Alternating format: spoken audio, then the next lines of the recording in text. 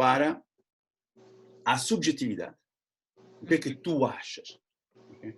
Hoje em dia ninguém quer saber o que vocês acham. Querem que vocês saibam fazer um trabalho. Porque depois, logo a sair da universidade, vocês têm que começar a produzir. Isso que interessa. É isso que é a influência do economicismo e do pós-liberalismo. Agora, temos que nos convencer que não é assim. E mesmo vocês alunos, eu sei que vocês estão a estudar business e gestão e management, mas não vejam isso no sentido de funcionar, não funcionar, fazer dinheiro, não fazer dinheiro. Mudem a vossa perspectiva, façam essa revolução, antes de mais no vosso cérebro e nos vossos corações. Por quê? Porque não há nada de mais poderoso, né? E não há nada de mais caracterizante para um líder. E vocês querem ser líder amanhã, vocês não querem ser followers, ok? E querem mudar o mundo. Se vocês não nesse momento vocês não têm que ser, eu tenho 2 minutos mais? Isso mesmo, 2 minutos mais. 2 minutos. O outro dia, o meu colega de Roma me estava a dizer uma coisa. Oh, Fábio, assim, eu vejo para os meus filhos, eles são mais velhos do que os meus, sorte para ele, eu vejo os meos filhos, estão a levar esta coisa da quarentena de uma forma, uma responsabilidade incrível. Estão ali fechados na casa deles, no quarto deles, não se queixam grande coisa, assim. Eles continuam a vida normalmente, sem queixar. Isso é uma demonstração de grande responsabilidade. Agora, nessa altura, aconteceu uns dias, portanto, eu já estava com a ideia de estar aqui convosco. Provavelmente já estava com a cabeça nesse processo, não é, do que eu ia dizer hoje, etc. E isso me fez pensar. Eu não acho que o pessoal novo de hoje, como não está a reagir com grande violência à quarentena, não é? Porque ele me disse assim, se tivesse sido na nossa altura, depois do segundo dia, nós tínhamos com os lençóis ido por baixo da janela e jogar a bola. E é verdade, Mafalda, eu não é? E nós não íamos aguentar a nossa altura. 2 meses fechados em casa, com as hormonas todas e não sei o quê, eu querer ir. Mas agora, esse é sinal de responsabilidade? Eu não acho que seja. E não tem que ser. Os jovens não têm que ser responsáveis. De outra forma, não teriam aquela irresponsabilidade de desafiar o mundo. Ok? Qual é o grande problema? É que esse sinal de outra coisa. É que para um jovem, estar no meio dos amigos na rua ou estar sozinho no seu quarto, na realidade não muda muito. E por quê? Porque o seu mundo está cá. A janela para a sociedade está cá. Então, eu estou assim, no meio de uma pizzeria, ou estou assim, sentado na minha cama, é mais ou menos, não quero exagerar agora, mas é mais ou menos a mesma coisa.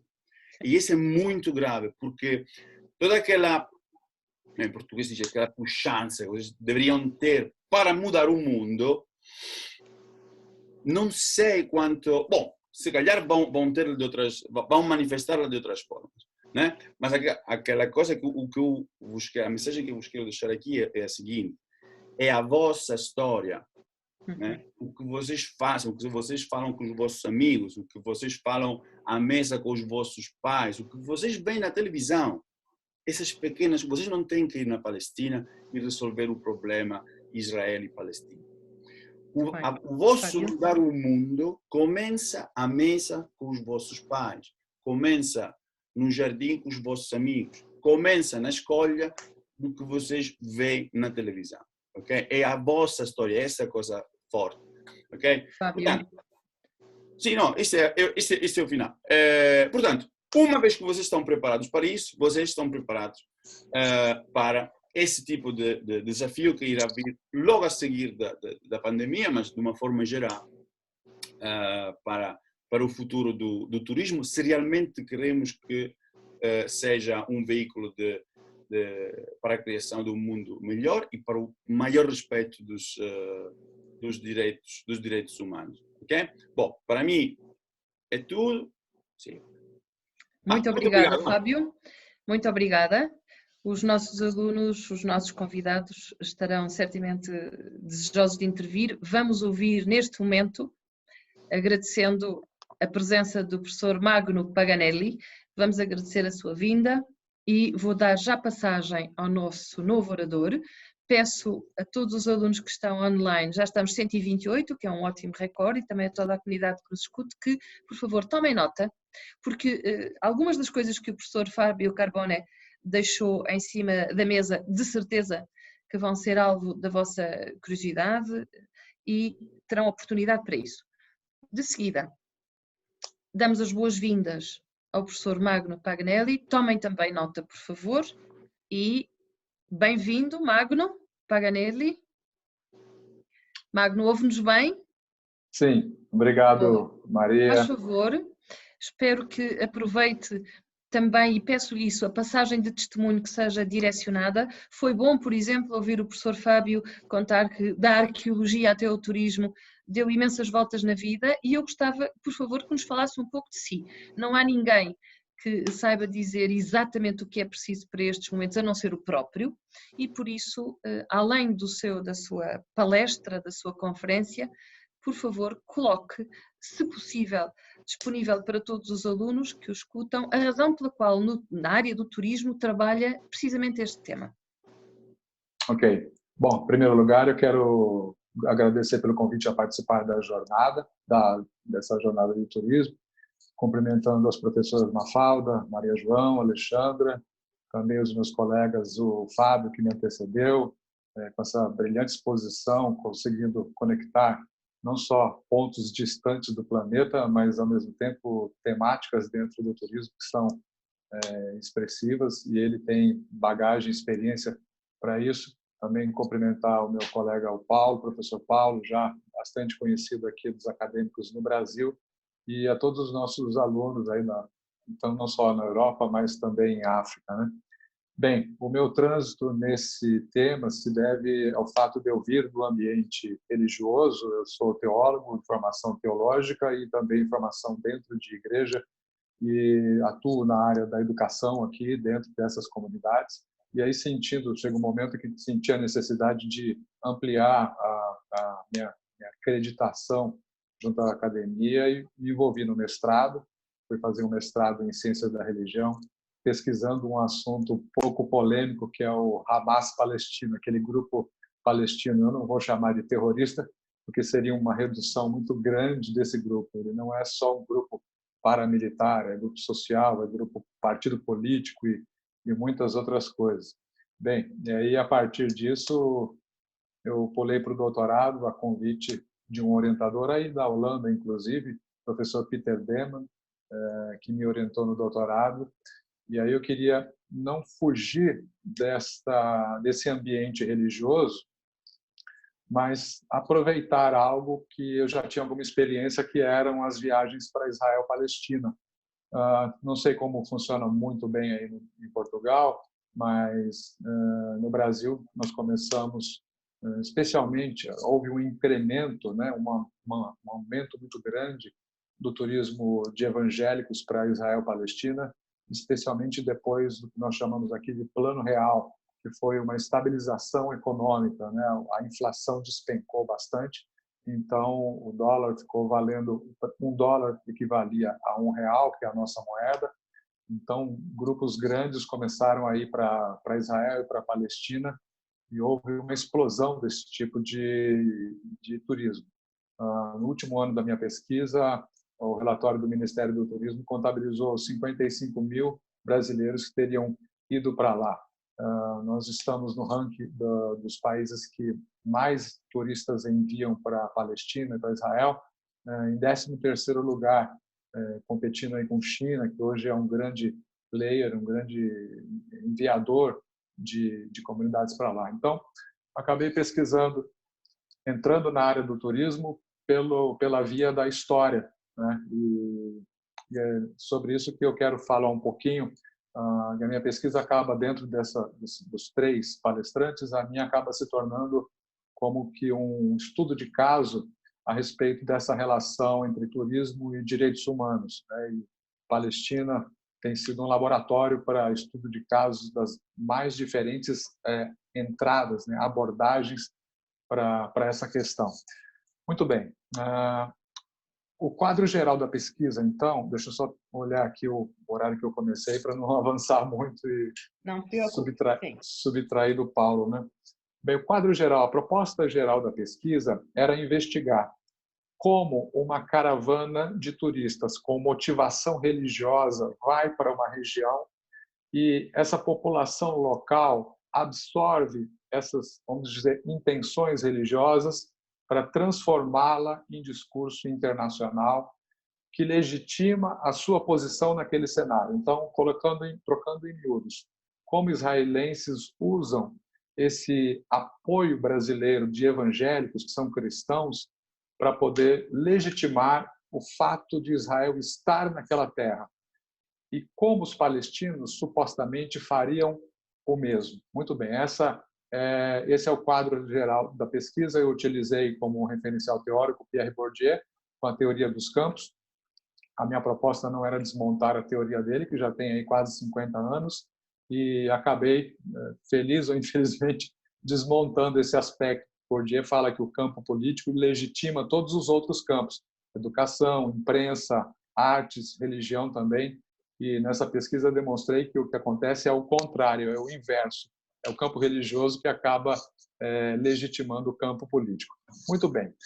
Eu selecionei, foram 68 entrevistados que responderam a 88 entrevistas, né? O grupo de turistas, um grupo grande. Eu os entrevistei antes da viagem, eu os entrevistei imediatamente após a viagem, no espaço de um mês, e os entrevistei um ano depois da viagem para saber como foi o comportamento da experiência deles na própria experiência de engajamento ou de mudança de paradigma, de pensamento, de postura diante daquela situação. Muito bem, eu não vou passar slides, não vou me ater aos números, porque senão isso tomaria muito tempo, mas apenas para que vocês possam ter uma noção bastante ampla, há uma noção, no imaginário popular do religioso brasileiro, no caso o evangélico, de que Israel, na verdade, é ou uma grande igreja a céu aberto ou uma grande sinagoga a céu aberto. Quando vão chegar lá, as pessoas estão celebrando a Deus, adorando, períodos de louvor e adoração, ou coisa do tipo, né? Isso foi demonstrado, eu tenho os números da pesquisa, todos eles tabulados. Então, o imaginário é que ali, o lugar onde passou Jesus, onde caminhou Jesus, é um lugar sagrado, santo, que abençoa as pessoas, que dá poder espiritual para elas, e que os judeus e os palestinos estão de braços abertos, esperando para derramar uma bênção sobre eles. Muito bem, isso é o pensamento do turista antes de ir para lá. Os terroristas são os palestinos são terríveis, querem jogar Israel no mar, né? E coisas daí para lá, né? Muito bem. Depois que voltam, depois que têm contato com as duas populações, a população de israelenses e a população palestina, então eles são entrevistados por mim aqui. E aí o quadro se inverte significativamente, né? Primeiro, a raiva dos judeus. Os judeus são grossos. Nos sábados, eles expulsam a gente de dentro do elevador, porque só eles podem andar de elevador nos hotéis que são deles. Se você entrar com um sorvete feito à base de leite no McDonald's, na ala que é reservada à comida de carne, eles xingam vocês, tem que chamar o rabino para purificar o ambiente, porque agora o ambiente ficou impuro e eles não queriam sair. Então é um negócio absurdo. Do lado palestino, eles vão para lá e ficam encantados com a receptividade. Aqui no Brasil, nós temos uma região Nordeste. Normalmente, o povo da região Nordeste é um povo acolhedor, é um povo caloroso, faz festa por todos os motivos, é um povo alegre, sofrido, mas consegue tirar alegria, ou pelo menos se contentar com a situação, se conformar à situação do jeito que está. Eu costumo definir os palestinos para os brasileiros como se fossem os nordestinos, né? Eles vivem uma vida bastante sofrida, mas nem por isso eles tiram o sorriso do rosto. Eles são acolhedores, eles fazem festa, eles brincam com os brasileiros, eles gostam de negociar o preço das mercadorias que eles estão vendendo e tudo mais. Então, em termos de contato social, há uma inversão em favor dos palestinos quando os demais povos vão para a região. Agora, em termos oficiais, em termos, como diria, de embaixadas, em nível diplomático, né? Há um investimento muito grande de Israel. Por exemplo, no Brasil já tem, há pelo menos uns 15 anos, escritórios de representação turística, e eles trabalham selecionando, inclusive, público católico, público evangélico, porque, sabe, são os potenciais turistas, os interessados em ir para lá. E no último ano da minha pesquisa, o ministro do Turismo de Israel disse que os 500 mil turistas que visitam anualmente Israel se tornam embaixadores em favor de Israel. Então, você veja aí o gancho político, o interesse político, de fato, ser representados nesses países, formadores de opinião. Bom, eu entrevistei o embaixador palestino aqui no Brasil, Ibrahim Elzemin. De fato, é o outro extremo da ponta. Ele não tem organização em termos de número, ele não tem estatísticas, ele não tem perspectivas de mudanças. No mais, ele se restringiu a lamentar a situação do seu povo e dizer: nós recorremos ao que eu acabei de dizer, ao calor do nosso povo, ao carisma do nosso povo, em abraçar o turista. Essa é a nossa maior arma nessa guerra. E queremos que eles vão para lá para que vejam a nossa situação e se tornem sensibilizados. Bom, em contrapartida, há organizações sociais, ONGs e outros grupos de iniciativa civil que formam grupos de estudantes, de turistas de aventura ou de pessoas engajadas na causa dos direitos humanos e levam esses turistas para a Palestina para que conheçam em loco qual a situação e voltem para os seus países e se tornem formadores de opinião em favor dos palestinos que não têm recursos nem econômicos e nem estratégicos para poder angariar apoio para os seus lados. Bem, e para concluir, eu penso que, como o colega, o Fábio, falou a respeito do que se deve fazer, se deve aproveitar e viver a sua própria experiência, ou seja, valorizar e começar a partir da sua própria casa, da mesa de refeição com a sua família. Eu gostaria de destacar um outro lado, que é, de fato, resgatar a essência do turismo, que é ir e ver, né? Tem até um slogan de um grupo, Come and See, ou seja, venha e veja, venha à Palestina e veja que nós não somos terroristas, que nós não temos condições nenhuma de lutar contra os judeus, no sentido de destroná-los. Os judeus são grandes, são um povo com uma bagagem histórica muito rica, uma capacidade bem interessante de trabalhar em áreas que outros povos, até por conta da história, da experiência que eles tiveram no passado, não estou aqui tentando denegrir nem um lado nem o outro. Todos os lados têm as suas demandas próprias e precisamos respeitá-las. E é justamente nisso que eu quero destacar a essência do turismo como sendo a valorização da vocação própria de cada povo. Eu não posso exigir que os portugueses mudem a sua vocação. Eles têm uma cosmovisão, eles têm uma experiência ampla e têm a sua contribuição para dar ao mundo. Do mesmo modo, os palestinos, os russos, os americanos, ou seja, cada povo tem a sua essência. Se fôssemos todos iguais, não precisaríamos fazer turismo, não é mesmo? Não vamos aos lugares simplesmente para tirar fotografia das paisagens, mas para ter contato com as pessoas, para comer nos seus restaurantes, descobrir o que é um pastelzinho de Belém, e quem sabe um dia eu vá conhecer o que é esse pastelzinho de Belém, que todo mundo fala que em Portugal faz o melhor pastel de Belém do mundo. E você vem ao Brasil para conhecer o que é a feijoada e tudo mais. Então, palestinos têm a sua vocação, eles não precisam ser um povo de primeiro mundo, de tecnologia avançada, eles não estão no Vale do Silício. Então, nós precisamos respeitar a vocação dele, como também a vocação e a experiência e a necessidade que os judeus têm, os israelenses têm, de ter um local para que não sejam expulsos, perseguidos e mortos de outros países que não são necessariamente os países dele. Então, em linhas gerais, espero que essa contribuição minha promova alguma reflexão aos nossos alunos e agradeço aí o tempo despendido comigo. Muito obrigada a nós, professor Magno Paganelli, muito obrigada pelo seu contributo. Já de seguida, aguardando a reação às provocações feitas já pelos nossos dois colaboradores desta tarde, o professor Fábio Carbona e o professor Magno Paganelli, vamos ouvir o terceiro conferencista desta tarde, que trabalha connosco, quer na docência, quer na investigação na Universidade de Lusófona, e tem um papel interreligioso importante. Dou a palavra ao colega e professor Paulo Mendes Pinto.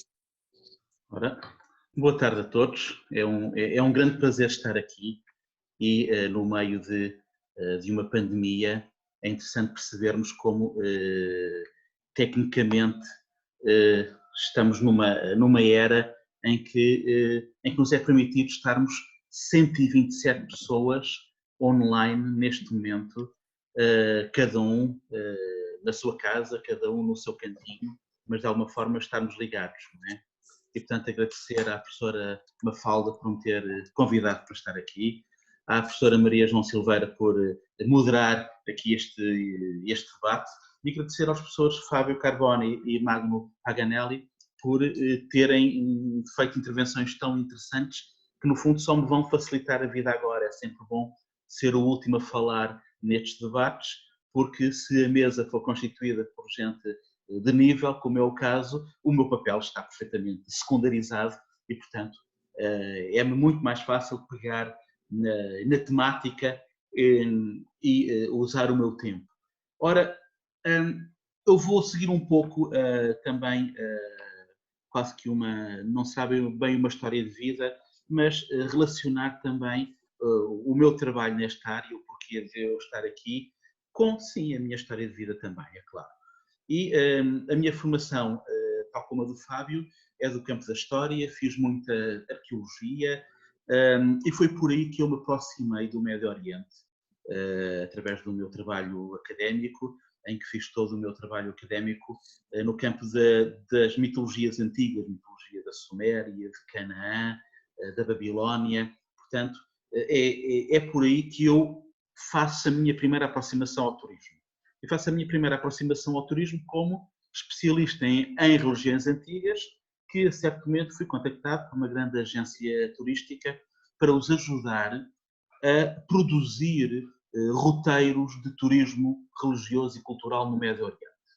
Enfim, o lado altamente positivo disto é que nos anos que seguiram, durante os 4, quase 5 anos imediatamente a seguir, isto começou por volta de 2004, eu tive a oportunidade de percorrer todo o Médio Oriente, de ver in situ todas aquelas maravilhas que eu tinha trabalhado nos textos, mas acima de tudo de conviver também com as gentes. E vejam, estamos cronologicamente antes quer das primaveras árabes, quer da guerra da Síria. Portanto, foi entre 2005, 2009, 2010. Esta empresa com quem eu trabalhei nessa altura, com quem eu colaborei, já tinha, de facto, um trabalho muitíssimo grande com o Médio Oriente, um trabalho muito semelhante ao que o Magno analisou. Esta empresa era a líder em Portugal de turismo para Israel. Eles levavam por ano mais de metade dos turistas que de Portugal iam para Israel. Enfim, nós temos uma matriz religiosa diferente, portanto, o turista religioso que ia de Portugal para Israel e que vai ainda hoje é esmagadoramente católico e não evangélico. Portanto, no fundo, há toda uma dinâmica consolidada nas paróquias católicas em que todos os anos se organiza um grupo para ir à Terra Santa. Enfim, e eu fui entrando nessa dinâmica, nessa mecânica e acima de tudo, como vos disse, além de os tentar ajudar a criar uma linha de negócio, digamos assim, de forma frontal, já não só religiosa, mas também cultural, além disso, eles permitiram-me integrar um bom grupo de viagens ao Médio Oriente, em que eu fui integrado nestes grupos religiosos. Bem, para vos dizer logo, primeira conclusão. Eu fiz um trabalho que, enfim, modéstia à parte, acho que foi extremamente bem feito, de roteiros culturais, na Turquia, no Egito, na Jordânia, etc, etc, etc, mas a verdade é que dentro dessa empresa o que continua de facto a vingar foi o turismo religioso e não este turismo cultural. Isto é, não se conseguiu quebrar o paradigma do turista religioso que vai com o mito, e digo literalmente vai com o mito, de ir como peregrino à Terra Santa. Porque depois não vai como peregrino nenhum, vai de facto como turista e vai ver um roteiro de sítios no calendário muito específico em que a possibilidade de momentos de introspeção ou de espiritualidade são reduzidíssimos ou até nulos. No máximo, marca-se um culto, uma missa, num sítio assim especial e depois, no fundo, faz tudo o que os outros turistas fazem, que é estar em grandes filas para conseguir entrar no monumento X ou no monumento Y.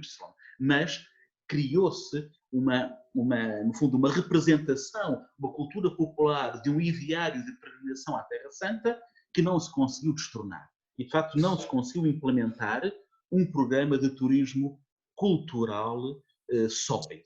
Não. Portanto, continuou a ser apenas esse turismo, arriscava-me a usar uma palavra que não é nada simpática, mas que eu acho que todos perceberão, um turismo beato, em que o único objetivo, de facto, era ir à Terra Santa, ao Santo Sepulcro, e não olhar nem para um metro ao lado. Isto é, a paisagem não interessava, muito menos a paisagem humana. Quando acontecia, e por vezes havia essa preocupação, acontecia o que o Magno disse. As pessoas iam com uma representação de que Israel, os israelitas eram os bons, os eleitos, os palestinianos os maus, e depois de repente aquilo virava-se ao contrário quando tinham a possibilidade de contactar com as gentes. Mas, regra geral, os programas não contemplavam o contactar com as gentes. No máximo contactavam com as gentes quando havia uma brechazinha para ir a um bazar fazer algumas compras. Mas mais nada. Ora, desse meu trabalho, no fundo, a grande questão que eu fui consolidando e, enfim, devido a situações de trabalho, felizmente continuo a ir com muita frequência ao Médio Oriente, a grande questão que eu fui consolidando é que, de facto, este turismo no qual eu literalmente estava também a participar, é que este turismo era fundamentalmente um turismo invasor. Eu lembro-me de uma conversa espantosa que eu tive, enfim, e isto já deu depois para eu escrever um artigo muito mais tarde, quando em 2014, salvo erro, a cidade de Palmira foi destruída pelo Daesh, pelo Estado Islâmico. Nessa altura eu fiz um texto e eu escrevi sobre isto. Em 2007 eu estive em Palmira e estive num acampamento beduíno junto a Palmira. E tive a possibilidade de estar a falar com gente de Palmira que nessa noite tinha estado numa grande cerimónia a servir-me a mim e mais um grupo de ocidentais. E o asco que havia, o ódio que havia, aquele turismo que vinha para usufruir daqueles monumentos, para, mais que usufruir daqueles monumentos, usufruí-los, mas não ligar minimamente à paisagem humana que está ao lado. Isto é, ir à cidade de Palmira, ver os monumentos romanos, mas não passar sequer na única rua de Palmira que tinha gente a viver lá em Palmira, que tinha nativos, que tinha locais. E eu nessa conversa eu percebi que facilmente se criaria um movimento popular, literalmente, de destruição daqueles monumentos que para eles representavam um invasor que constantemente, de forma colonialista, diariamente chegava de autocarros, via, usufruía e ia-se embora. E isto porque o grande turismo religioso, de facto, acontece quase como, e a imagem que eu muitas vezes costumo usar é a das linhas de metro. As linhas de metro vão pelo chão, debaixo da cidade, e de vez em quando tem uma saída cá fora. E depois vai mais 500 metros debaixo do chão e volta a ter uma saída cá fora. Não é? E o turismo acontece muitas vezes desta forma, como se viajasse de metro. em que se está completamente isolado dentro de aviões, autocarros e hotéis, e de vez em quando pomos a cabeça de fora e percebe-se que há mundo. Mas o objetivo não é contactar com o mundo. O objetivo é apenas ir ver aquilo que se padronizou como sendo o património que é para ser visitado, o que tem valor. Ora, e essa conversa em Palmira, que para mim foi tremenda, resultou depois em conversas com especialistas em história, em que eles me diziam, não, a Síria, enfim, quando foi depois as revoluções árabes, a Síria é o último país em que irá eclodir alguma coisa, porque aquilo está pacificado. E eu dizia-lhes, não, não está. Há uma representação do Ocidente que é construída fundamentalmente com base na forma como se faz turismo. E aquela gente, se tiver oportunidade, muitos irão destruir aqueles monumentos. E de facto aconteceu, e muitos daqueles monumentos, começando por Palmira, ironicamente o sítio onde eu tive essa conversa, foram efetivamente arrasados. Porque do turismo que nós organizamos e que nós fazemos, do dia inteiro que se passava, por exemplo, em Palmira, quantos cêntimos é que ficavam para a população de Palmira? O hotel era gerido por uma multinacional americana, a empresa que fazia a viagem era portuguesa em parceria com uma empresa de Israel, eventualmente no limite, não sei, talvez o restaurante onde fomos comer a preços que obviamente foram preços baratíssimos, portanto a percentagem de lucro que lá terá ficado foi nula. Enfim, pelo meio, alguns de nós compraram umas estatuetas, umas coisinhas, uns recuerdos. Isto é, ficaram cêntimos. Que é que ficam, não é? E este é, em termos de direitos humanos, o drama de um turismo massificado que vai à procura de um autêntico em termos patrimoniais, mas esquece completamente do autêntico em termos de gente. Passa completamente ao lado das populações e que está completamente maniatado por grandes máquinas que criaram um ideário, criaram uma representação e o turista vai cumprir esse ideário e essa representação. Num segundo momento, e tenho tempo, num segundo momento comecei a trabalhar as questões ligadas ao turismo, já, enfim, quase podia dizer, numa outra vida que eu tenho, uma outra vida paralela que decorre da primeira, podemos dizê-lo, porque o meu trabalho em mitologia antiga levou-me inevitavelmente à história de Israel. E, portanto, a história de Israel em Portugal implica a história dos sefarditas, a herança judaica portuguesa. E, portanto, um dos meus campos de trabalho passou a ser, a partir de certo momento, também essa herança judaica que há em Portugal. Uma herança judaica que hoje em dia, ou melhor, até há uns tempos atrás, agora com a pandemia estamos todos assim um bocadinho no ar, mas uma herança judaica que hoje em dia em Portugal é vista, e não é só em Portugal, em Espanha também, é vista como uma galinha dos ovos.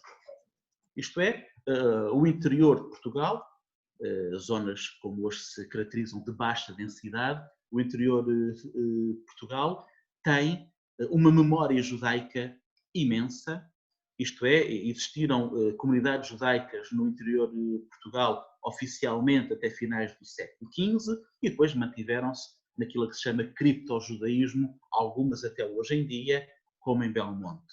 E, portanto, há hoje um turismo gigantesco que tem tido um crescimento sustentável ao longo dos últimos anos, um turismo muito importante em termos estratégicos, porque é um turismo que não traz turistas fundamentalmente para Lisboa ou para o Porto, mas leva de facto para a Covilhã, para Trancoso, para Belmonte, para Bragança, isto é, para zonas mais pobres.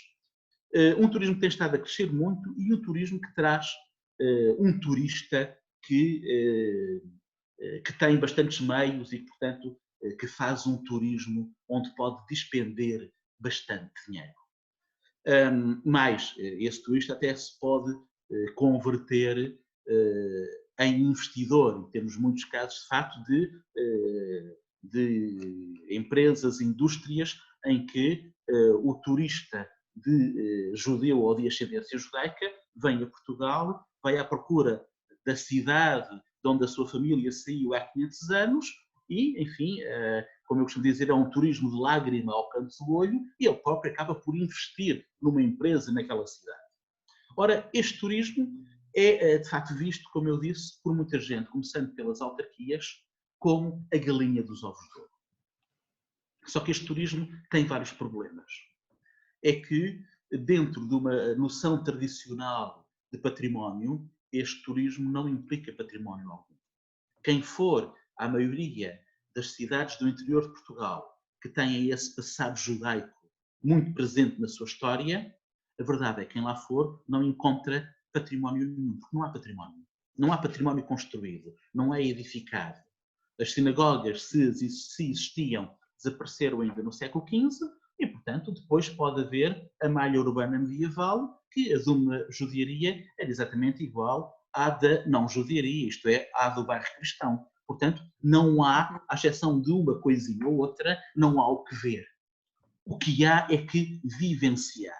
O turista judaico, o judeu ou o descendente de judeus que vem a Portugal e que vai visitar Trancoso, Belo Monte, Bragança, etc., não vem à espera de encontrar uma sinagoga esplendorosa, magnífica, lindíssima, ele quer é vir vivenciar o estar no local de onde partiram os seus antepassados. E é aqui que facilmente nós temos mais um problema. O primeiro é que, de facto, como é que se comunica um património que é um património mental, que é apenas um património do campo da memória. E depois, como é que se faz essa transmissão sem, literalmente, enganar o turista? É que, quando não temos pedras, monumentos para mostrar às pessoas, obviamente, a imaginação tem tendência a fluir muitíssimo mais. Ora, o turista judaico é um turista altamente culto, que, regra geral, sabe mais de património judaico que os guias que o estão a guiar. Portanto, cria-se inevitavelmente um desconforto, uma desilusão, cria-se um sentimento de engano. Isto é, a galinha dos ovos de ouro pode resultar exatamente no seu oposto. E isto porque, no fundo, nós estamos a trabalhar com dois campos complicadíssimos que chocam inevitavelmente com a questão dos direitos humanos, que é o campo do direito à memória e o campo do direito à identidade. Nós, quando trabalhamos em questões religiosas, em património religioso e, portanto, em turismo que tem a ver com a religião, nós estamos a mexer com o interior das pessoas. Nós não estamos apenas a mostrar-lhes um quadro ou um monumento que é muito bonito, é muito importante, porque ou é único, ou é muito valioso, ou é representativo disto ou daquilo. Não, nós estamos a mostrar-lhes alguma coisa que eles acreditam que faz parte da sua constituição interior. E aqui a responsabilidade de quem trabalha em turismo acaba de ser catapultada para um nível muitíssimo maior. A responsabilidade é muitíssimo maior, a expectativa é muito grande, mas o desalento pode ser ainda muitíssimo maior. E ficava por aqui. Obrigado. Muito obrigada. Eu não sei como agradecer a este painel dos meus 3 excelentes oradores e estamos perante uma plateia de 124 alunos, retirando os oradores, e alunos, comunidade, colegas.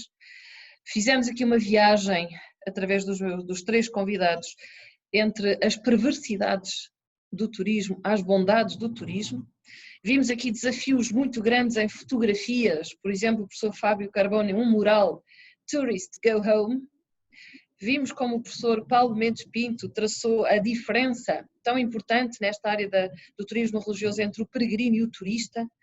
Vimos desde o consumismo ao direito à intimidade, como, no fundo, na malha do turismo, tudo se pode cruzar. Temos nas nossas mãos a possibilidade de fazer tudo ou nada, é um desafio, e eu já tenho questões a quererem, de certa maneira, aparecer, já estão aqui os meus alunos, desculpem o termo, muito académico, a bombar, e tenho aqui a possibilidade de criar imediatamente, para continuarmos a honrar uma tarde bem dinâmica na plataforma Zoom, que é provavelmente a palavra mais repetida no nosso planeta nos últimos dias, nos últimos meses. Eu gostava de dar já passagem aos alunos que vão intervir, Quero dizer-vos, assim de uma maneira um pouco brincalhona, que há 4 alunos que têm mais direito do que todos os outros a intervir. Estou a falar da comissão organizadora, os alunos que nos apoiaram. Brinco porque sei, através do WhatsApp, que os nossos alunos da comissão organizadora têm já feito aí uma grande recolha de informação e de perguntas, e eu aproveito aqui no coração da sessão voltar a agradecer muitíssimo à Bia, à Natasha, à Catarina, ao Diogo e, obviamente, a quem foi também a rede de suporte para estes nossos 4 alunos, a doutora Alexandra Oliveira. Agradeço terem feito este trabalho excepcional. Claro que não posso esquecer da minha diretora, a professora Mafalda, e do meu caríssimo colega Tiago Lopes. A todos, um grande abraço. Vamos continuar a trabalhar. Por favor, o primeiro aluno que queira intervir, a nossa anfitriã vai abrir a porta. Há já uma mão no ar, 2, 3, 4, 5.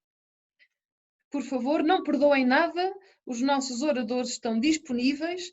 O professor Fábio Carbone no seu português impecável, o professor Magno Paganelli no seu português com açúcar e o professor Paulo Mendes Pinto no seu português. Vamos embora, primeira pergunta. Boa tarde a todos. Primeiramente, tenho uma questão que é para todos, não é direcionada para ninguém. Será que quando visitamos determinado país em que a religião seja diferente da nossa e de certo modo diferente da nossa realidade ocidental, não tenhamos uma visão tão positiva, não é feito um tipo de encenação ou tentativa de aprovação que aos nossos olhos, quando visitamos o país, para que sejam quebrados estereótipos? Obrigada, Beatriz Guerreiro. Uma pergunta que qualquer um dos nossos 3 oradores pode agarrar já de seguida. Fábio, tem o microfone ligado, se calhar é já o Fábio. Sim, exato. Eu queria... Mas pode resumir a pergunta? Beatriz, um desafio. Vamos lá embora, resumir. Pode resumir? Okay. Basicamente é, quando nós visitamos um país que tenha uma religião diferente da nossa, não seja criado uma encenação ou uma tentativa de aprovação que aos nossos olhos, para que sejam aos nossos olhos quebrados estereótipos. Mas por parte da oferta? Sim. Sim, mas isso acontece. A tradicional ideia das pessoas que chegam nas ilhas paradisíacas e quando deixam do barco tem as raparigas que põem flores. Essa aqui se chama autenticidade encenada. Ou seja, é uma autenticidade criada que não é autenticidade. Isso acontece, mas não acontece em todo lado.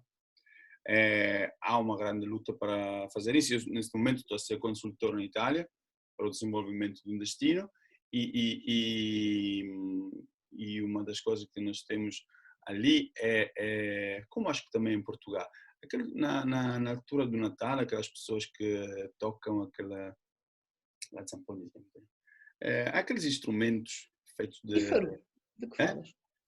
No Natal? Sim. Pífaros, me estavas a fazer assim, pífaros. Sim, exato. Esta coisa. Não, mas depois tem um que também é feito de pele de cabra. Gaita de foles. Exato, esta coisa aqui.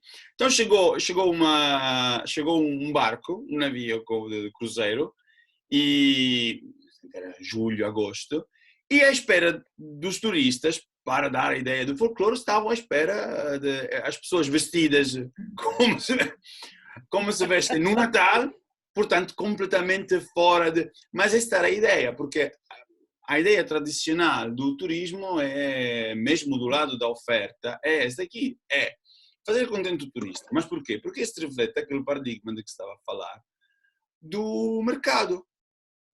Assim, não reflete uma ideia de turismo como fenômeno de mobilidade humana, né? Fenômeno social de mobilidade humana, que é completamente outra história. Né? Então o turista chega e se gostar gosta, se não gostar, mas não seria assim. Tem outra independentemente da religião. Quantas pessoas vão fazer viagem na Índia só para voltar e dizer, pois de fato eles são mesmo sujos. E é mesmo assim, infelizmente é mesmo assim. Quantas pessoas vêm para a Itália só para poder regressar e dizer, realmente são mesmo barulhentos. Uhum. E é mesmo assim, o que vamos mudar? Vamos fazer? Vamos mudar os italianos? Não é assim que funciona. O problema é outro. O problema é que o turista também tem que ser educado. E há uma investigação já de alguns anos, que demonstra, e isso é por isso que quando eu escrevo relativamente ao turismo e à paz, eu digo, olha que esta teoria do contato não funciona. Não funciona assim, tem que haver pressuposto, tem que haver muita educação, porque esse estudo demonstra que o contato entre o turista e a população local serve só para uma coisa, para fortalecer os estereotipos. Ou seja, a pessoa que vem no Porto ou que vem em Lisboa, naquele brevíssimo contato, se tem, não é? Como o professor Paulo estava a dizer, se tem contato com a pessoa, só serve esse contato para dizer, pois, realmente é mesmo assim. Pois, realmente os italianos se berram na rua. Pois, realmente o trânsito é incrível. Okay? Portanto, há uma questão dos dois lados. Do lado da oferta, que eles são os gestores, né, do destino, respeitar-se a si próprios. Né? E o aspecto humano e o aspecto cultural. E do lado do turista, para ser preparados a ver algo diferente. Portanto, ter aquela abordagem, se calhar vocês estudaram já isso, ter aquela abordagem que não é etnocêntrica, mas é alocêntrica, ou seja, ser abertos ao mundo, senão viajas para o quê? Né? Então, isso acontece. A resposta é sim, em alguns lugares acontece, e não acontece só relativamente à religião, à cultura em geral. Bem, muito obrigada. Guilherme Brito. Guilherme. Boa tarde. A Arábia Saudita viola ou não a paridade de género no campo dos direitos humanos? Como, por exemplo, será um bom lugar para trabalhar se for do género feminino? Esta pergunta é direcionada para todos. Obrigado. Muito obrigada, Guilherme. Vai, Manho, vai. Sei o que estás a pensar. Professores, caros professores, estão sem som, Magno, Paulo. Professor Magno, professor Paulo, podem ligar o som. Ponto de vista nosso, ponto de vista ocidental, sim, viola todos os direitos, mas é aquilo que eu falei, é cultural deles. Vai perguntar a uma mulher que usa burca, umas vão dizer, eu cresci assim, fui educada assim, isso não me atrapalha você quando olha para mim. Outras vão dizer, não, de fato precisamos tirar a burca, fazer uma revolução feminina. Então, do ponto de vista global, é uma violação dos direitos humanos, a mulher tirar a carteira de habilitação para dirigir carro um dia desses, né? Então, há um atraso aí. Agora, queremos acreditar, né? Vamos ser otimistas, vamos ter esperança de que, de fato, estão passando por um processo de maior contato com o Ocidente e isso tem despertado percepções que antes eles não tinham porque estavam isolados. Vamos dizer assim, para ser politicamente corretos. Sim. Muito Posso bem, dizer uma obrigada. coisa? Claro, Fábio. Essa coisa aqui tem a ver outra vez com a questão que vai para além do turismo, do nosso, os ocidentais, de nos acharmos no centro de tudo. Para quem gosta de história, e como eu de geografia e geopolítica, ajuda muito olhar para os mapas quando se vai viajar. Da próxima vez que vão fazer uma viagem, entro numa cartolaria, não é? Numa papelaria. E peçam para comprem um mapa. O mapa representa um mundo de uma forma completamente diferente. Se vão na Rússia, a Rússia está no centro. É verdade. Nós estamos acostumados a ver-nos a nós no centro e todo o resto à nossa volta, mas não é bem assim. O mundo é uma esfera. Portanto, não é uma esfera. Mas nós não estamos no centro, nós temos que aprender por isso é que eu bato muito e cada vez mais na questão da importância da educação. De 360 graus. Nós temos que estar preparados a aceitar o outro. Aconteceu há 2 dias que uma rapariga que foi raptada na Somália, porque era voluntária e está com projetos humanitários, uma rapariga italiana raptada na Somália, ficou 1 ano e meio nas mãos dos jihadistas e há 2 dias foi libertada. A Itália pagou, etc. Chegou com o avião em Roma e hoje em dia, depois ainda de 2 dias ainda, os italianos todos estão a falar, uma coisa que a mim me deixa desgostado, tenho mesmo de dizer isso, ficaram com a ideia, ficaram escandalizados porque a rapariga, nesses quase 2 anos, convertiu-se ao Islão. Okay? E quando chegou com o hijab, não, com a cabeça coberta. Isso foi um escândalo para toda a gente. Mas desculpem lá, mas nós falamos tanto de liberdade. Né? Agora, é claro que se há algo imposto, essa conversa não serve para nada. Se eu estava a falar de liberdade, algo que nós, na realidade, na Europa, no centro, no sul da Europa, não estamos muito acostumados, na realidade. Somos muito conformistas. Eu aqui, as minhas alunas têm burca, algumas alunas não os conheço porque vêm de burca. Sim. Mas assim, se eu pergunto, mas tu gostas disso? E eu muitas vezes pergunto, eu não sou muito politicamente correto, eu pergunto, porque eu sou muito curioso. O investigador tem que ser. E eles me dizem que sim. Porque eles acreditam naquilo. No momento em que estão na universidade, no momento em que eles achar, pá, realmente isso já não faz sentido para mim, e tirar aquilo, fantástico. Pelo contrário, se uma rapariga, a certo ponto, as nossas avós, quando iam para a igreja ou quando saíam, cobriam a cabeça. Se lhe perguntavas, mas porquê? Para respeito. Então o quê? Tal e qual. Então, por que hoje em dia uma rapariga não pode acreditar por uma questão religiosa que fazer isso faz sentido? Se faz sentido para ela, faz isso em consciência e em liberdade pessoal dela. Nós simplesmente temos que respeitar os direitos humanos. Os direitos humanos são se tu forças uma pessoa ali, claro. Mas se há uma cultura em que isso é aceito, e até aqui na Inglaterra, por exemplo, né? As pessoas que vêm de Dhaka, de Bangladesh, dos Emirados Árabes, as raparigas estão felicíssimas de estar com o hijab, com isso. Mas por que não? É isso. Muito bem. Direito à memória e direito à intimidade também aqui. Muito bem. Inês Alves. Inês. Olá. Viva. Então, boa tarde. A quem quer fazer a pergunta? Ao professor Magno, ao professor Fábio?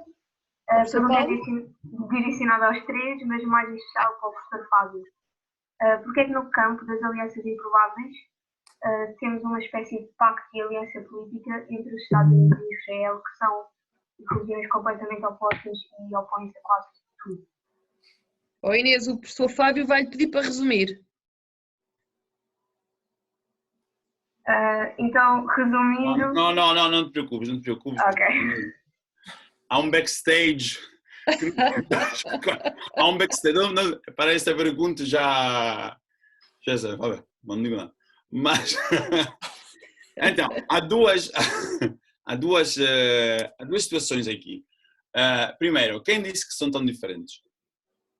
Há hebreus hebreus em Portugal, hebreus muito mais daquilo que vocês não possam imaginar.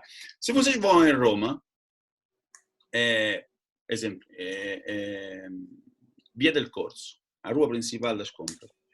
Nos dias, e nunca se fala disso né? Em Itália, quem é cristão, quem é muçulmano, ou quem é católico, se vocês vão nas maiores ruas das compras, nos dias de feriado para os judeus, está tudo fechado. Uhum. Tem comunidades imensas que nós não sabemos.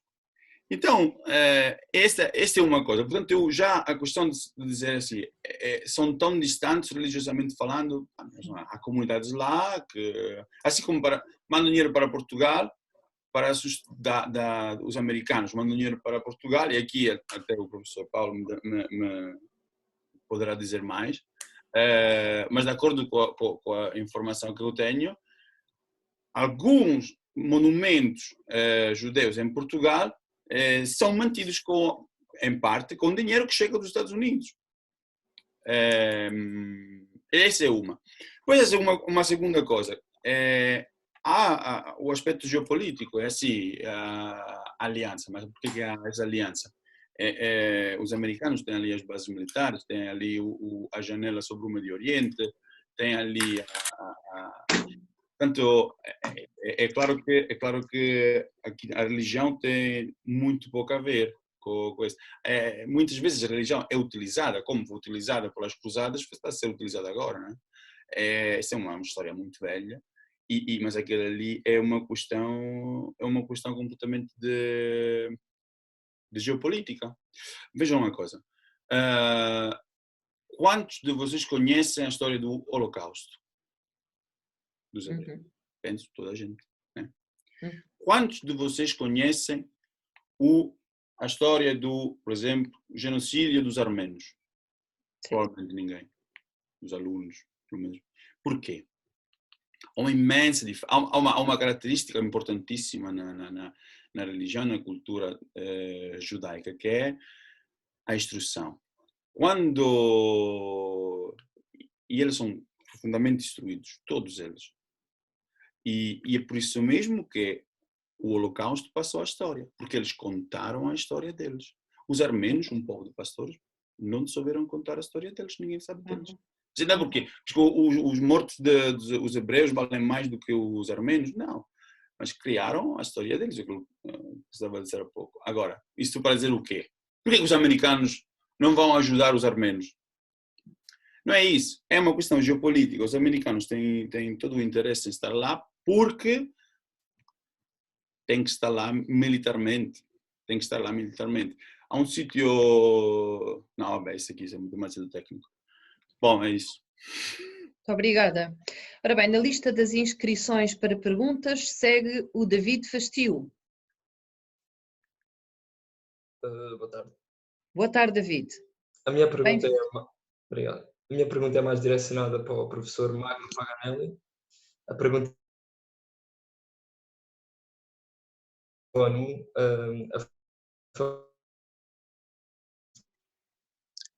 Bom, o papel da ONU, em geral, não seria muito trabalhar as questões religiosas, e a gente tem visto isso, infelizmente, em relação aos cristãos. Se fala muito sobre islamofobia, mas o Observatório Vaticano tem reportado continuamente nos últimos anos cerca de 100 mil cristãos mortos por conta da sua fé. Né? É evidente, tem que fazer uma depuração desses números, porque pode acontecer de parte dessa população que tem sido perseguida, perseguida porque está ocupando uma terra, não efetivamente por conta da sua fé. Mas o fato é que o número não é tão pequeno assim a ponto de desprezarmos.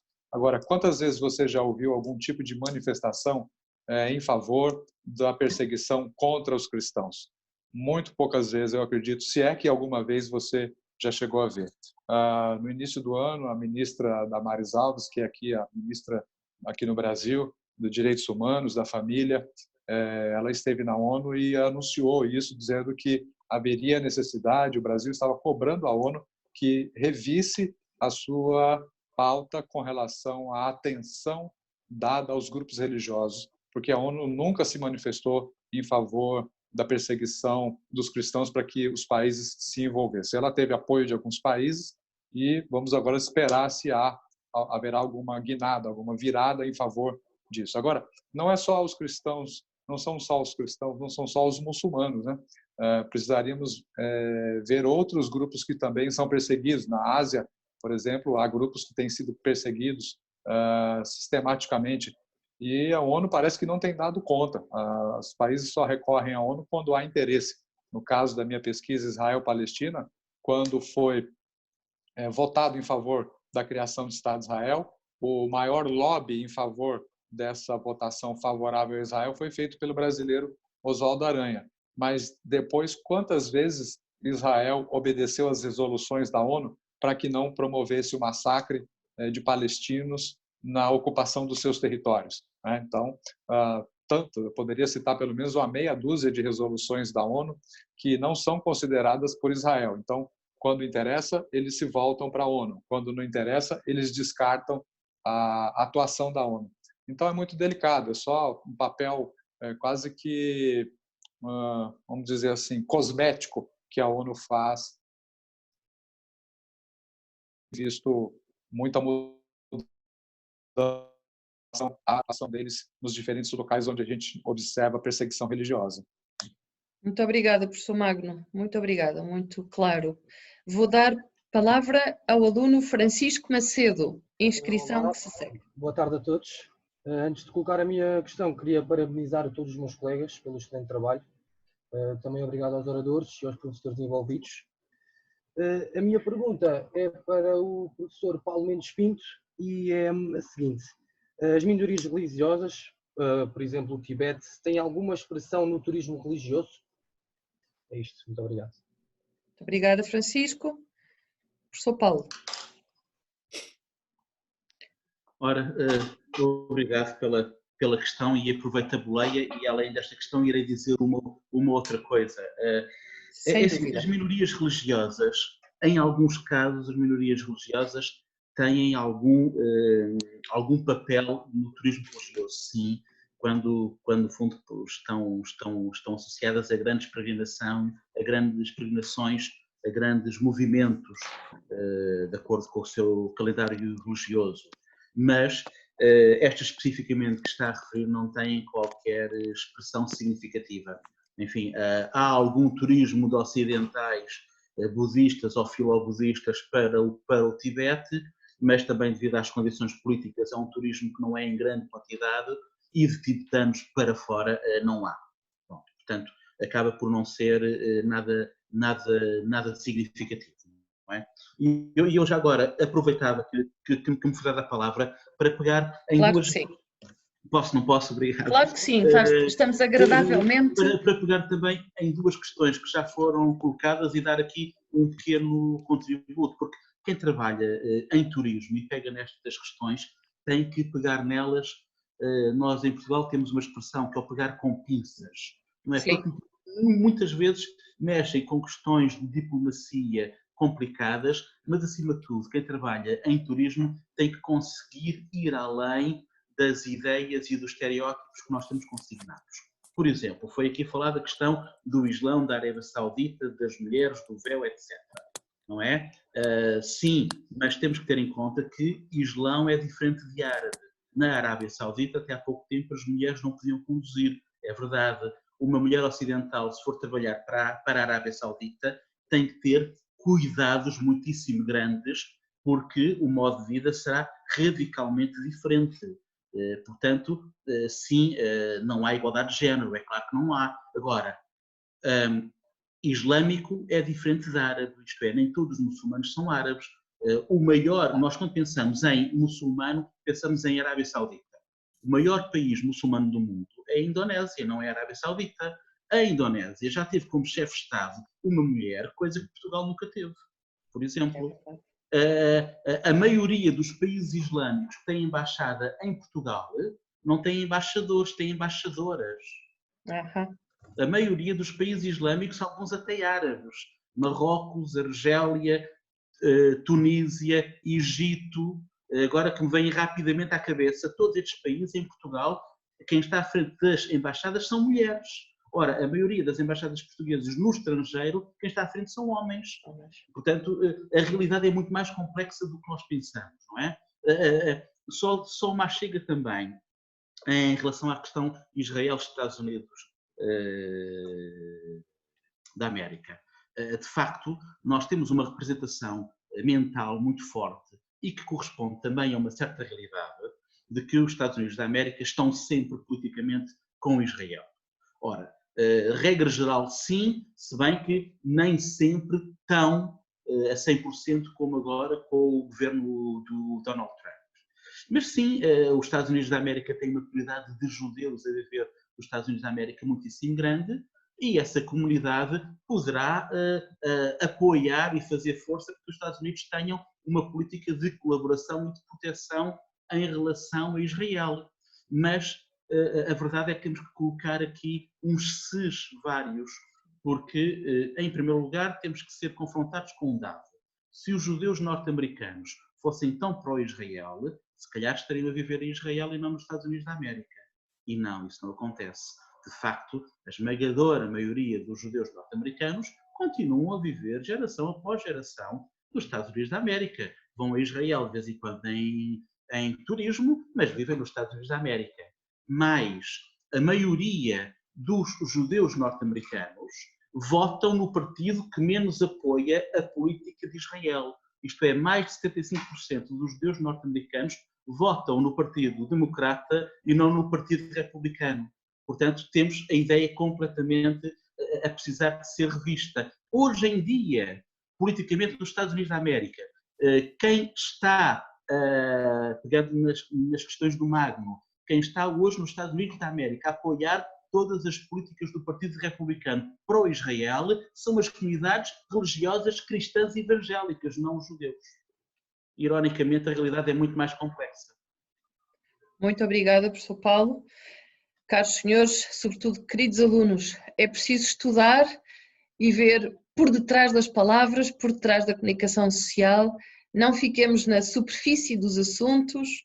Lembrem-se também, como dizia o professor que primeiro fez a sua intervenção, talvez mais dedicada aos alunos e à pedagogia, é preciso preparar o futuro sem estes lugares comuns e, portanto, agradeço ao professor Paulo Mendes Pinto a responsabilidade que deixa aqui aos nossos alunos de ultrapassar, enfim, só a superfície dos assuntos e, de certa maneira, saber mais profundamente chegar à questão fundamental. Anabela Monteiro está na fila para colocar uma pergunta, faça favor. Boa tarde. Boa tarde. Boa tarde a todos e felicitações sobretudo pela conferência da manhã e esta da tarde. Muito obrigada a todos. Olá Fábio, tudo bem? Eu tenho o prazer de trabalhar com o Fábio em particular sobre o tema do turismo e da paz. Portanto, a minha questão é o seguinte: vamos ultrapassar esta coisa do Covid relacionado com os direitos humanos. Porque houve uma altura que nós, quando víamos alguém que era de um país árabe, tínhamos sempre receio e dizíamos: cuidado que ele pode ser jihadista, ele pode trazer uma bomba. Atualmente, o que é que se vai ver? É, cuidado, ele é espanhol, pode ter o vírus. Cuidado, ele é chinês, pode estar com o vírus. Porque, será que vai ser criado um estigmatismo com as nacionalidades agora?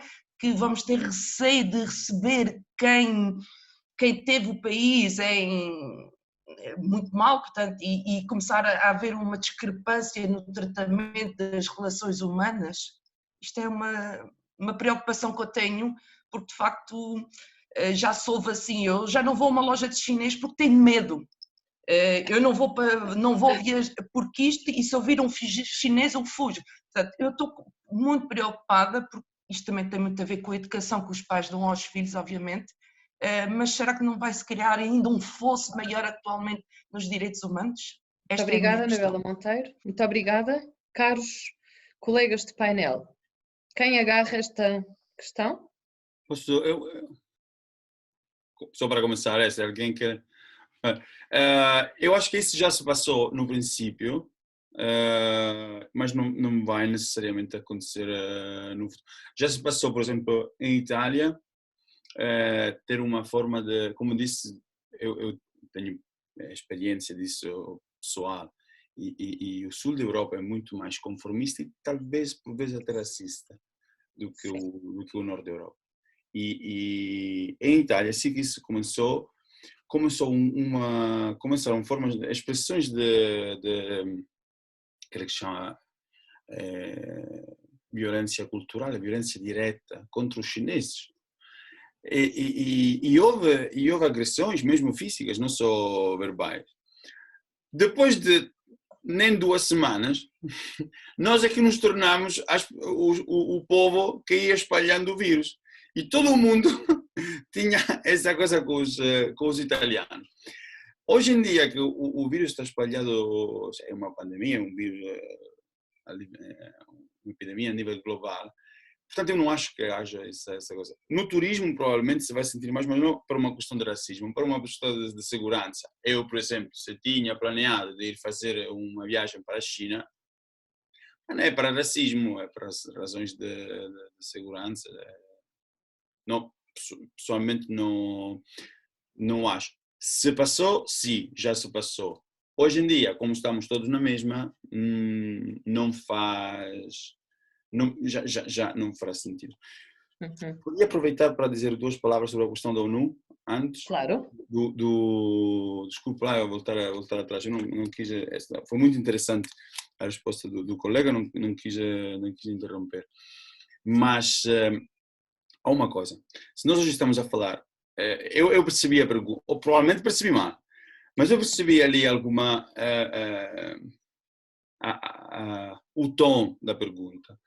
E eu partilho com esse tom. Assim, toda a gente, somos muito polêmicos muitas vezes com a ONU ou com a União Europeia, por exemplo, com estes grandes aparatos. E muitas vezes somos polêmicos com razão, com muita razão. Já estava a dizer, não, o Magno estava a dizer, não é assim, são aparatos que às vezes se utilizam quando servem, outras vezes não. Mas também é uma coisa, se não fosse para a ONU, nós não teríamos o título deste painel, né? Porque depois da Guerra Mundial, havia a Sociedade das Nações, antes disso, etc. Mas não confundimos eu normalmente, eu falo disso muito com os meus alunos, normalmente, não confundimos a bondade da paternidade, né? Faço esta metáfora, com a questão, aquele pai é um mau pai, então a paternidade é má? Não.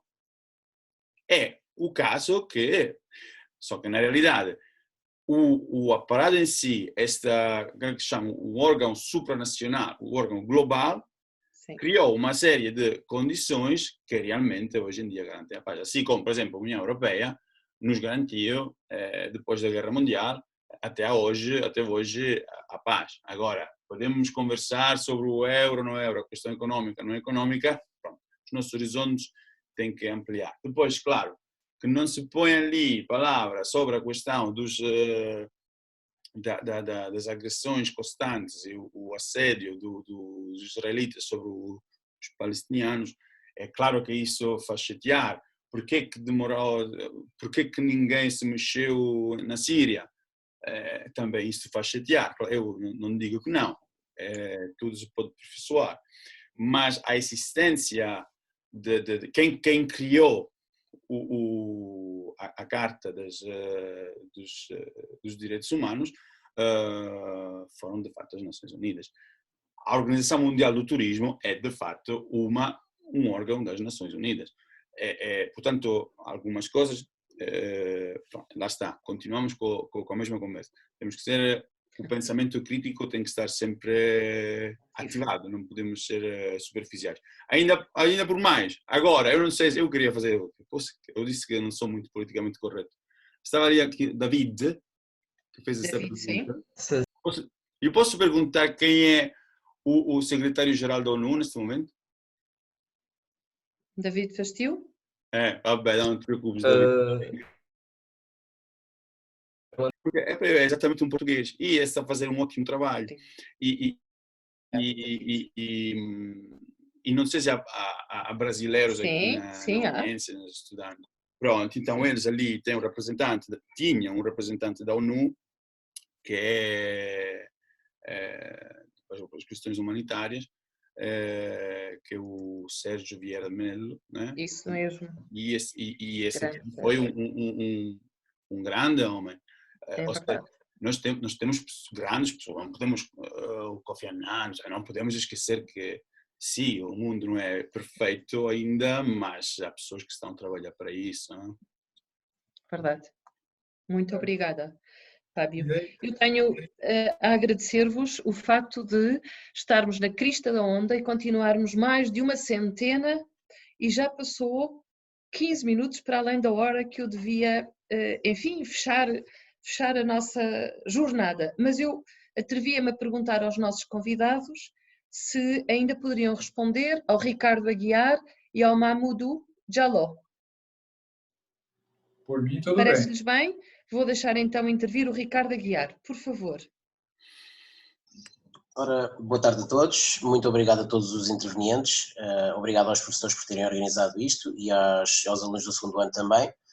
A questão é... Sobretudo, exatamente. Ora bem, eu tenho uma questão que por acaso até é para o professor Fábio, em princípio será para o professor Fábio, mas todos os outros que queiram intervir também agradeço que intervenham. E depois tinha uma pequena coisa que provavelmente vai criar aqui algum fogo, mas eu gosto de fazer isso, as pessoas sabem disso, deitar algum fogo na fogueira, a ver um bocadinho de gasolina na fogueira, a ver o que é que acontece. Mas temos que apagar esse fogo rápido, 2 minutos. Ora então, a pergunta é, o professor Fábio tinha falado na questão do turismo ser predador. No fundo, a minha questão, e isto tem a ver com um trabalho que eu estou a desenvolver, tem a ver com como é que nós fazemos com que a oferta turística que existe neste momento se torne mais capaz de ser sustentável. Se nós sabemos perfeitamente que os mercados afetam a forma como a oferta trabalha e esses mesmos mercados afetam também a forma como a procura pensa. Portanto, como é que nós conseguimos fazer com que as pessoas pensem de forma sustentável e obrigamos as empresas do turismo, obrigamos entre aspas, não, obviamente, ou criamos consciência nas empresas turísticas de que realmente têm que ser sustentáveis, em vez de apenas intencionalmente serem sustentáveis. Obrigado. Obrigada. Mas obrigado para essa pergunta, Ricardo. Bom, mas essa é exatamente a reflexão que uma pessoa como eu, que se calhar um bocadinho naiva, sonhadora, e esperava que acontecesse nesses dias de paragem forçada, não é? Porque, olha que ninguém nos obriga a andar pelas lógicas do mercado. Nós é que criamos essas lógicas. Aliás, na altura foi o Reagan e a Thatcher na Inglaterra, que criou esta ideia que depois foi chamado de neoliberismo, não é? Se diz em português. Certo? Bom, e que se baseia, foi o pressuposto para a globalização. Mas foi criado pelo homem, assim, somos nós que continuamos a andar atrás desse paradigma. Agora é assim, um gestor de um destino, não é? Um DMC, DMO, etc, sabem o que é isso, não é? Quem vai ter que promover e arranjar um destino do ponto de vista do desenvolvimento da gestão não necessita de ter 45 hotéis no território, porque assim se faz mais dinheiro. 10 são suficientes. Não precisa viver de turismo. Esta coisa de viver do turismo é uma das coisas mais errada que possa existir no paradigma do desenvolvimento turístico. Né? Chega o turismo e nós não é assim. Isso está mais que demonstrado hoje em dia, que não é assim. E não era necessária a pandemia para demonstrar isso. Já antes, né?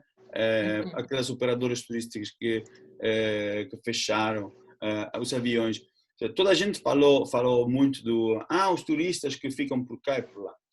Não é, o grande drama não foi os turistas que ficaram mais uns dias nos destinos. O grande drama foi que quantas famílias ficaram sem trabalho. Né? Portanto, é como se um destino dependesse de uma única indústria. Fecha aquela indústria e acabou. E isso é um grandíssimo erro. Isso está uma das bases da insustentabilidade desta forma de ver. E depois esta abordagem neoliberista, não é? Vamos fazer dinheiro com o turismo, vamos subir de qualidade. E o que quer dizer subir de qualidade? Criar uma oferta que os turistas gostam mais, que assim a fidelização, mas ninguém fala do fator humano. Okay? Em Lisboa, no Porto, mas está mesmo certo que se dê autorização a estes apartamentos todos de ser apartamentos turísticos. Não, porque é assim, eu me estou a perguntar se não vai acontecer como em Barcelona, também em Portugal. Portugal é um destino muito ambito os turistas, que é muito bom. Mas muito brevemente irá ser a mesma coisa. Se tu caminhas pelas ruas no centro de Lisboa e não encontras lisboetas. Só encontras turistas que vivem no centro de Lisboa porque os apartamentos foram Mas quem é que deu autorização para tal? Foram os administradores do destino, assim, não é? Que isso aqui chega de Deus. Chega das decisões. Tanto é possível, claro que é possível alterar isso. Tem que se ter coragem, é claro que tem que se ter coragem. Dizer às pessoas, olha, 10 podem trabalhar no turismo, o resto tem que arranjar outra coisa para fazer. Isso é preciso coragem para fazer isto. E os políticos não é que não têm coragem para dizer isto, é que sabem que depois as promessas deles têm que ser cumpridas dentro daqueles 3, 4 anos, porque senão vão ser votados outra vez. Portanto, é uma questão também ali de ver um bocadinho mais para além disso e trabalhar realmente para a comunidade, que um político teria que fazer. É trabalhar para a comunidade, não é criar overturismo, não é criar autenticidade encenada e todo este género de coisas que nós vemos hoje. Ou permitir que as pessoas vão, por exemplo, aquela questão de ir nas favelas, ali, temos ali o Magno, mas eu não sei se a exploração da condição da pobreza teria que entrar dentro da lista das atrações turísticas. Porque é assim, não é? Nós podemos dar uma volta grande a isso, ou ir visitar as pessoas que morrem de fome no meio da Índia. Esse aqui, uau, eu estive lá. Então, pronto, mas quem permite isso? Okay? E também o fato que isso vai ajudar economicamente, não é verdade. No caso real, o que vai aumentar é a prostituição, a venda de droga, portanto, deteriorar-se da sociedade lá. Portanto, não é assim. Eu lembro-me, quando eu estava em Portugal, lembro-me de um colega me contar de uma situação que era uma operadora turística espanhola, dona do resort na Angola, ok? E nesse resort, ali em Angola, não, em Cabo Verde. Portanto, estava lá, ocupava o território. Portanto, a poluição, isso, mas todas as semanas partia um avião cargo de Espanha com as compras da Espanha para ir fornecer o resort e depois voltava para trás. Ou seja, ali ficava as pessoas a criar pressão, ok? E basicamente o lixo. Okay? Mas mesmo em termos de dinheiro, não é que havia esta grande coisa. Agora, a pergunta mais uma vez é, mas quem é que permitiu isso? Okay? Somos nós que permitimos isso. Professor Magno, desculpa. Professor Magno, professor Paulo, querem acrescentar? Eu gostaria, sim, com relação à questão eu concordo com o Fábio de que há esses aspectos negativos que podem ser promovidos ao explorar a pobreza. Evidentemente, ninguém vai negar isso, né? Mas há também que se dá uma oportunidade para que um outro olhar demonstre outra realidade. Por exemplo, dos que foram à Palestina, a pergunta era qual foi a sua percepção em relação aos judeus e aos palestinos depois da viagem.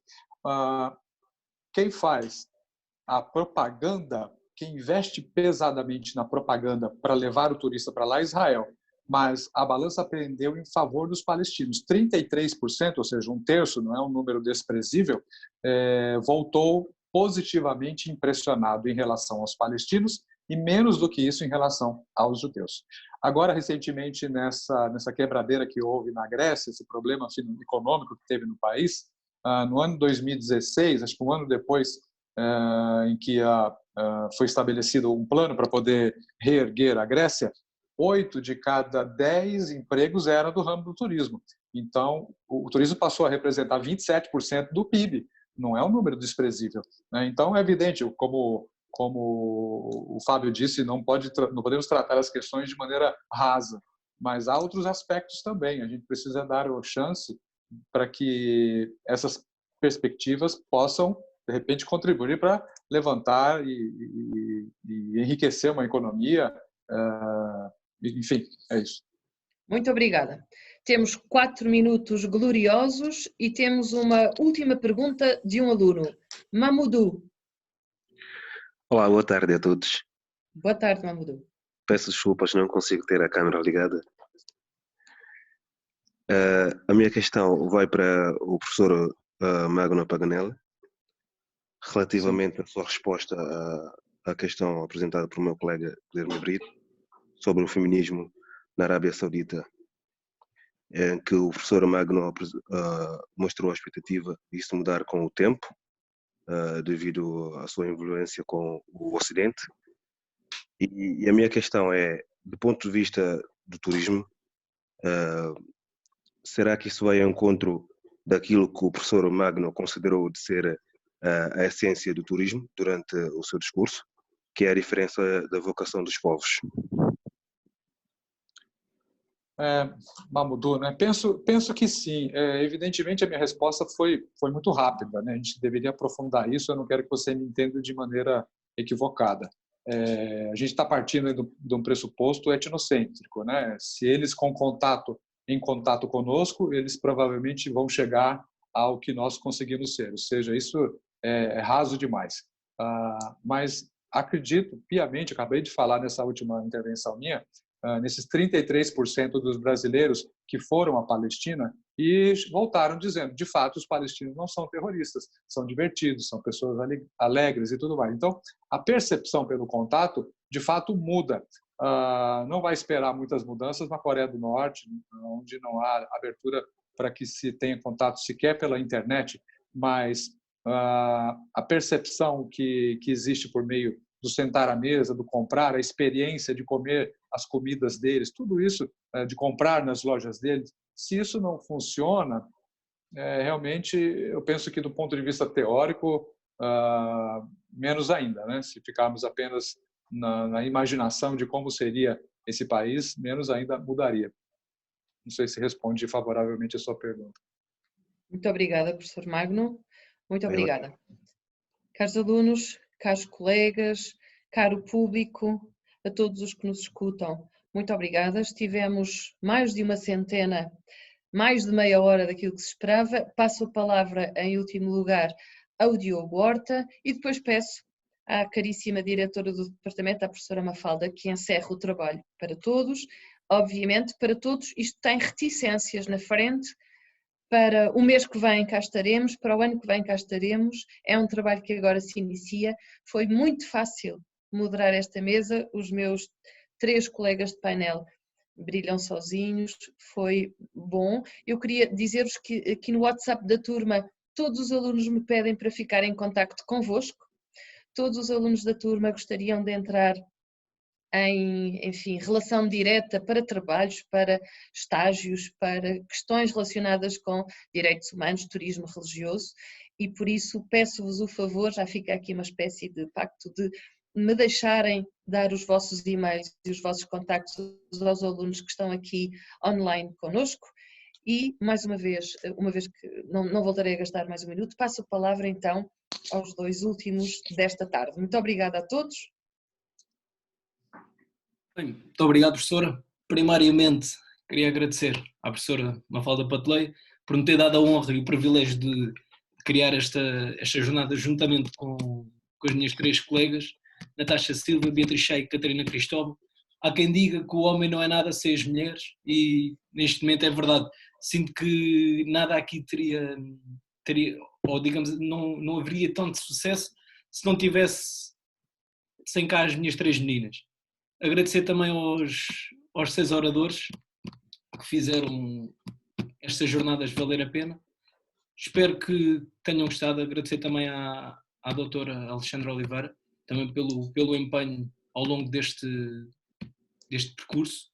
Foram umas jornadas diferentes do habitual, num dia-a-dia diferente, mas julgo que conseguimos dinamizar bem a situação e dar a conhecer de tudo um pouco ao longo deste dia, digamos assim.